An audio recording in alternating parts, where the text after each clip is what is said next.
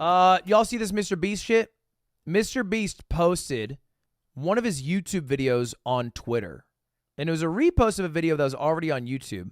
It ended up amassing over 100 million views, 160 million views. $1 car versus $100 million car. I think everyone and their fucking mother had this on their timeline at one point. Because I think Twitter's monthly users, last I checked when it was public, was like 500 million. So, you know, we're talking a lot of views, right? A lot of views. But there were some complaints or accusations, more accurately, that MrBeast posted a test video on Twitter to see if they'd pay and give views, and Twitter was running the video as an ad, but hiding the ad label to artificially boost the numbers on his tweet, which I don't know if that's accurate, but I did see this tweet lamenting, saying, "This is shown on my feed 7 times. It is missing the post time next to the username, indicative of a normal user post, and the ad indicator in the top right. So is there a third secret type of post when you're a YouTuber and Elon wants you to post here?" And the reason people care is because MrBeast posted how much the video made, and it made over $250,000, which is not a small amount of money. And he followed up and he said maybe it's a bit of a facade. Advertisers saw the attention it was getting and bought ads on my video, I think. Thus, my revenue per view was probably higher than what a normal person would experience, which I didn't even know that was a thing you could do. And then here's a follow-up. X has served some of the users its unlabeled advertisements since September of last year. These ads appear on users' feeds without any ad or promoted label that the platform usually affixes to paid posts. However, users can tell that these are unlabeled ads and not organic posts because they're missing the date the post was published, which are shown on the post, but not ads. In addition, as Mashable previously reported and as quoted X user also discovered, users can still find an option to tell X they're not interested in this ad in the drop down. And so the argument is because when you hit the drop down, it says not interested in this ad.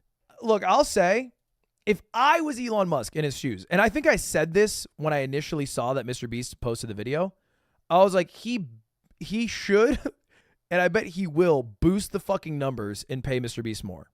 Because his dream is to turn what was Twitter into a like media service where people post their videos, people post their music, people post articles, and it's a transaction service where you can pay for all those directly on the website. And he gets a cut of every transaction, and then people only get paid out through the subscription service of Twitter Blue. Like, that is Elon Musk's ultimate dream, is a money transfer service where people are posting all types of content, not just free 280 character thoughts that don't really get you paid.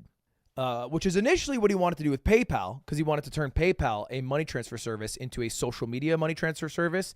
And now he's doing the opposite, where he's taking a social media site and turning it into a social media money transfer service. So basically adding PayPal onto X as opposed to adding X onto PayPal. He wants it to become, he wants it. Well, I think WeChat's a good competitor. There's also that app that people use to buy news articles. I'm forgetting the name of it right now. That's another competitor. So whether it'll work or not, right? That is the goal. That is what Elon Musk wants.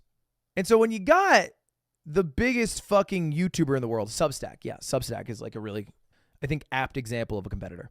When you got the biggest fucking YouTuber in the world taking a gamble and posting a video, I definitely think he juiced it. Because he just has to have juiced it. He just has to have. It is worth an FTC fine to juice it so that MrBeast posts more. Because you want the biggest YouTuber in the world posting on it and getting paid a shit ton of money, enough so that it covers, you know, a substantial cost of the video's creation. Especially considering it's not like MrBeast had to make a new video to get this money. He just reposted an existing video. Fines or taxes for the rich? It is true. And the business gains he would get far outweigh the FTC's fines. Elon reposted it. Yeah, that's the bare minimum. He definitely needs to do that. Is MrBeast actually a draw to the platform? Is anyone creating an account to watch their MrBeast videos there? I think MrBeast leads the way, right? If MrBeast uploads videos on X every single week, well, then Eric's going to be doing it in a month. But I think other creators would be like, okay, well, if he's able to make this much, how much could I make? And I think I've literally seen creators reply that. Look, yeah, Tirzu. And like, I wouldn't be surprised if Colin and Samir wanted to upload it, or Courage JD. We're like, oh, let's see how much it makes. And maybe because their numbers aren't getting boosted, they don't make that much and they decide not to do it. But if X were to get their shit together and actually have advertisers and pay them out a reasonable amount, similar to how much you would get paid if you cross-posted videos to like Instagram Reels and the views were good, then people would start uploading more. It's Twitter. Look, it is Twitter deep in my heart, but the reality is Elon Musk paid $44 billion and lost, I think, $24 billion in his less than a year of owning it. So if in exchange I call it X and he posts generic Pumas in fucking stock footage to promote it, I'll do it, baby. It's not going to make the platform profitable.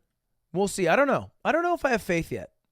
I think the worst part is that Elon Musk has become full right wing and then also promoted some weird conspiratorial shit, and he's losing all advertisers. His fight against the woke mob agenda has lost him so much money that I don't know if the website can be profitable. I actually do get PragerU advertisements on Twitter. I actually do see that shit. Do I think Elon ruined Twitter? I think he made it more of what he made it more of what I don't like about Twitter.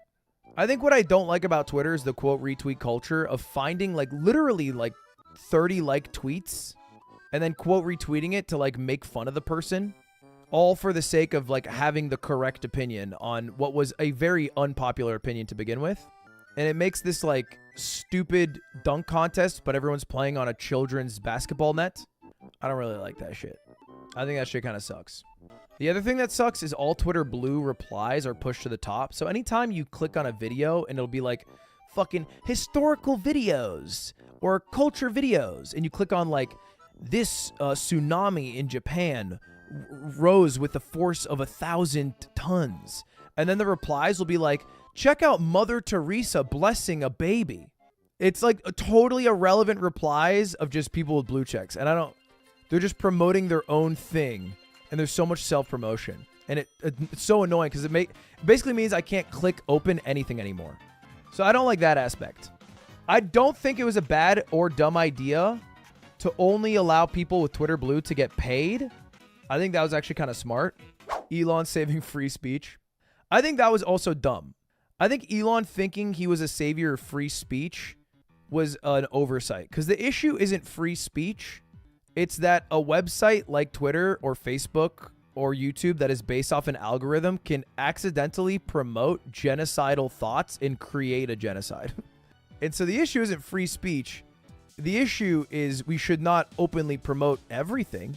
Some things probably shouldn't be pushed to people, and that's okay. I think it's like the difference in damage of a guy saying racist shit in his car versus saying racist shit on a megaphone in front of a school and also a church and also a mall. And it's like, well, we probably don't need that. That's okay.